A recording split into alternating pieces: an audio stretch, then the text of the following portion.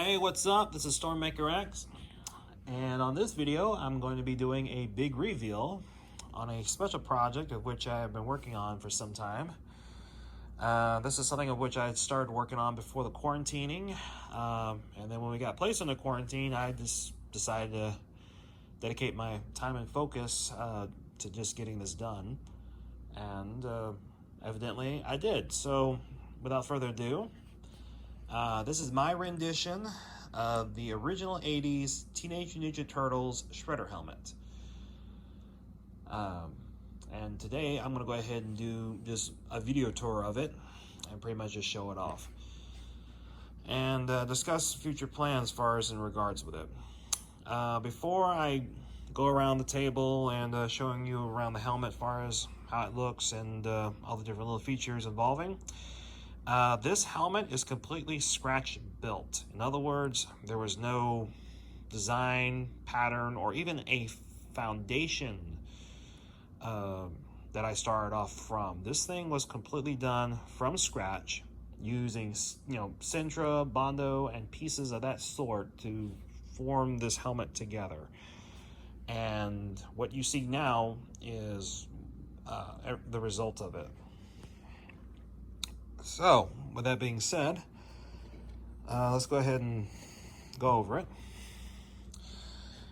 A couple of things I thought was very important when I put this helmet together was to make sure that we have the edges and the lines pretty much showing it.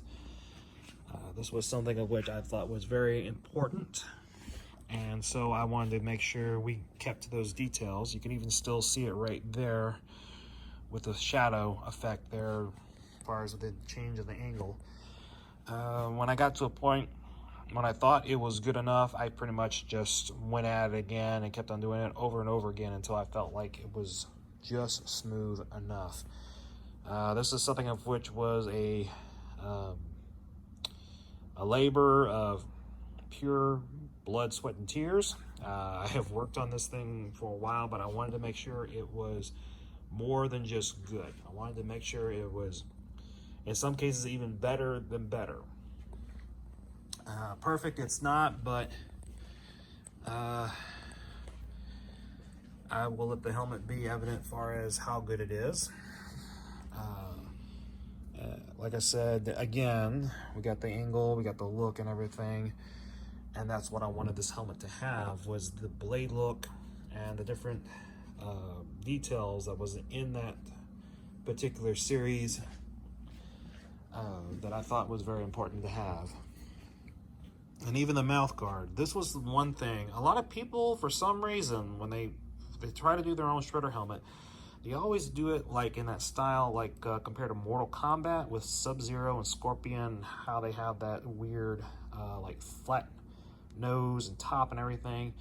And to me, I just did not think that was a Shredder-like. I mean, if you watch that series and you were to actually see it from the different angles, it was always like this. And to me, I thought that was very important for it to have.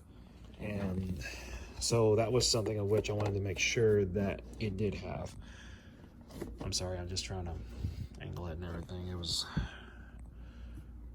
crooked. So, and that was something I thought was very necessary to keep to. All right, I'm gonna go ahead and take this off for a minute, and I will go ahead and show you. Now, this is just an example. I'm sorry, I'm angling it wrong. This is just pretty much an example of how easy it is to set this part up with this mouth guard. All right. This right here is nylon strapping. You can easily get it from any fabric store that I know of. If for some freaky reason they don't have it, I definitely suggest take a look at Amazon, possibly even look at Joann's or Hobby Lobby and just go from there. This right here, and what I'm using is industrial grade Velcro. This is some really good stuff. For the, you can easily get this stuff from Home Depot. This stuff here is really good. If you have a strip of it and you actually have a piece actually running across it, it will take, you know, a lot to actually undo it. One of the things I've ran into as far as in regards to armor designing and building and setting up, I normally do use Velcro as far as to get it with the armor, you know, onto like a flock vest or a different particular piece of flight suit. And I will tell you right now, this stuff doesn't give very easily. As a matter of fact, when we put the back plate on some of the pieces of armor, it takes literally a lot of muscle to like just rip it off. And unfortunately, it has to come off in order to actually unzip the back in order for me to get out of it. So yeah, this stuff is tough. And I definitely didn't want this mouth guard to just come off just, you know, because someone being arrogant or something like that decides to try to pull on it or something. This stuff is not going to give very easily. I will tell you that right now. This nylon strapping, I had to go ahead and sew this one by hand. It can be done. It's a pain, but once you are done, you don't have to worry about it undoing. I will tell you that right now, especially if you use nylon thread. So just a little like tip there. If you decide to want to do something like this and you're trying to set up a mouth guard, that's kind of an extra there, really. Part of the, you know, it wasn't really intended for the tour, but I thought it was important. Also, simple padding, simple design there, and that just makes it a lot easier to place on your head.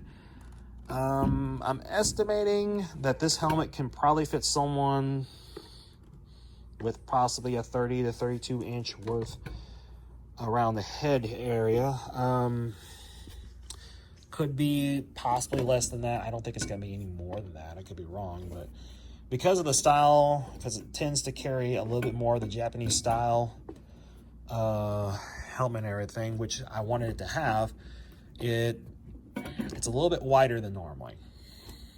It's a little bit wider than normally, which is what I wanted it to have, because, you know, when you're dealing with the Teenage Mutant Ninja Turtles in general, a lot of them carry the Japanese style. I mean, that was the whole idea of that show. So, and even now, it still does it. Anyway, so pretty much the reason for doing this video tour, after showing off everything I did on it, as far as the future plans for it, I am currently working on other pieces to the Shredder armor as we speak. Again, focusing on the original 80's style.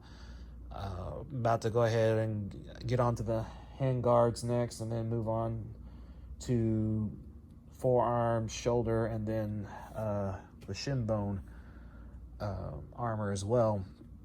And what's probably something I'm considering is I'm probably going to mold this helmet in general, and then just do a lot of resin casting if people just want their own Shredder helmet to have.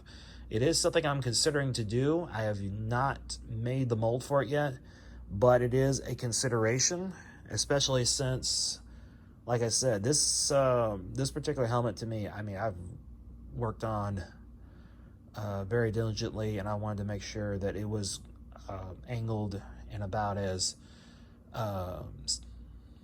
accurate in accordance to the series itself. It is something I'm considering.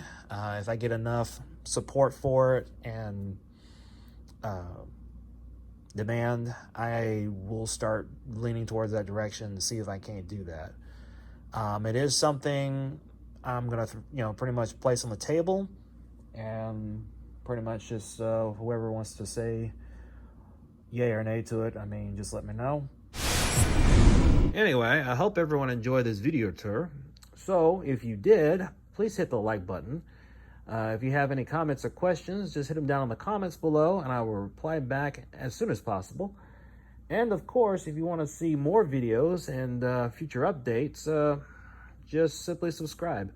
And as I'm working on new projects and different costume props, I'll be making the videos for them, and then I'll be posting them here on YouTube. So, with all that being said, I hope you guys have a wonderful night, and please do stay safe out there.